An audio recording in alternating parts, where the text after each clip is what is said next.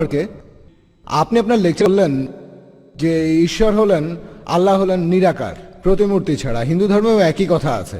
কিন্তু তাহলে মুসলমানরা হজ করার সময় তাদের তীর্থস্থানকে কেন পূজা করে? কেন তারা কাবা ঘরকে উপাসনা করে? ভাই, আপনি খুব সুন্দর একটা প্রশ্ন করেছেন যে যখন ইসলামে ঈশ্বরের কোনো প্রতিকৃতি নেই, আল্লাহ সুবহানাহু ওয়া তাআলার কোনো আকার নেই, তাহলে মুসলমানরা কেন তীর্থস্থানকে পুজো করে? সেটা হলো কাবা শরীফ হজ করার সময়। ভাই, এটা একটা ভুল ধারণা। কোনো মুসলিম কখনোই কাবাকে পুজো করে না। এটা ভুল ধারণা অমুসলিমদের মধ্যে যে মুসলমানরা কাবা শরীফকে পুজো করে। আমরা কেউ কাবা শরীফকে পুজো করি না। আমরা পুজো করি একমাত্র আল্লাহ সুবহানাহু ওয়া তাআলাকে। তাকে আমরা পৃথিবীতে দেখতে পাই না। আমরা যেটা বলি যে কাবা শরীফ হলো আমাদের কেবলা। কেবলা একটা আরবি শব্দ, যার অর্থ হলো একটা দিক। কাবা হলো আমাদের কেবলা, কারণ আমরা মুসলিমরা একতায় বিশ্বাস করি, সব সময় একতা। যেমন ধরুন, আপনি যখন প্রার্থনা করছেন আল্লাহ সুবহানাহু ওয়া তাআলার কাছে, যখন সালাহ আদায় করেন, কেউ হয়তো বলবে উত্তর দিকে মুখ করে দাঁড়ায়, কেউ বলবে দক্ষিণ দিকে মুখ করে দাঁড়ায়, কেউ হয়তো বলবে পূর্ব দিকে, কেউ বলবে পশ্চিম দিকে। কোন দিকে দাঁড়াবো? আমরা একতায় বিশ্বাস করি। আর এই একতার জন্য পুরো পৃথিবীর সমস্ত মুসলমান আমাদেরকে নির্দেশ দেওয়া হয়েছে যে কিবলার দিকে মুখ করে দাঁড়াতে হবে।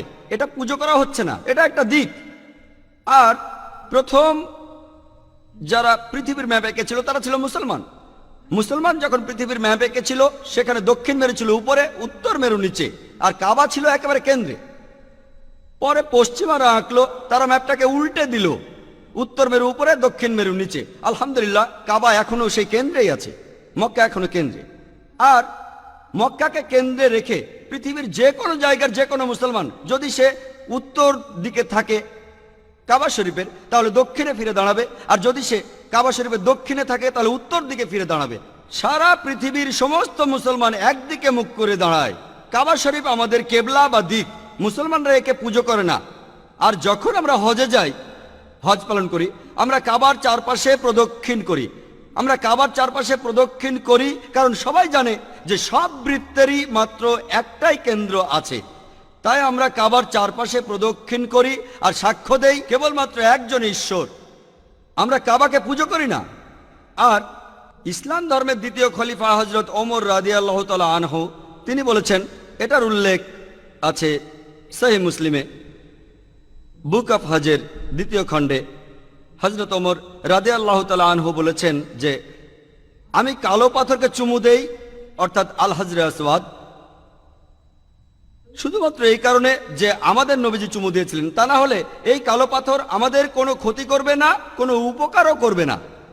ইসলাম ধর্মের দ্বিতীয় খলিফা হযরত ওমর রাদিয়াল্লাহু তাআলা আনহু তিনি একথা নিশ্চিত করে বলেছেন যে কোনো মুসলিমই কালো পাথরকে পুজো করে না। এটা আমাদের কোনো ক্ষতি করবে না, আবার কোনো উপকারও করবে না। আর আরেকটা দৃষ্টান্ত আছে যে আমাদের নবীজির সময়ে সাহাবাগণ, নবীজির সঙ্গী সাথীরা, তারা এমনকি কাবার উপরে দাঁড়িয়ে আজান দিয়েছেন। আজান হলো আহ্বান সালার জন্য। লোকে একসময় কাবার উপর দাঁড়িয়ে আজান দিয়েছে। আপনাদের প্রশ্ন করি, কোন মূর্তি পূজারী কি তার পূজনীয় মূর্তির উপর কখনো দাঁড়ায়? এভাবে আমরা প্রমাণ করতে পারি কোন মুসলিম কখনোই কাবাকে পুজো করেনি। কাবা আমাদের কেবলা, আর আমরা উপাসনা করি একমাত্র আল্লাহ সুবহানাহু ওয়া তাআলার, যাকে আমরা দেখতে পাই না। আশা করি উত্তরটা পেয়েছেন।